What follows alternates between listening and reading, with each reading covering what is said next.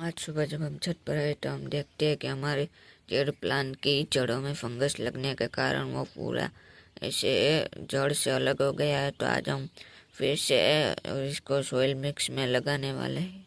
आज हम इस पॉट में जेड प्लांट को लगाएंगे। हमने सोइल मिक्स अच्छी तरह से बना लिया है। इसमें 50% गार्डन सॉइल, 50% कोकोपीट और थोड़ा सा नीम खली ऐड किया है हमने।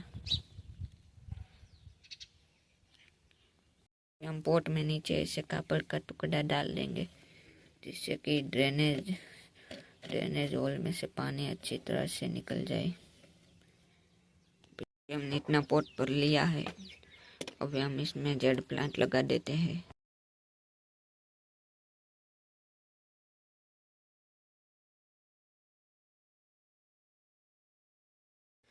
हम देख सकते हैं हमने इस जेड प्लांट को इस पोट में अच्छी तरह से लगा दिया है।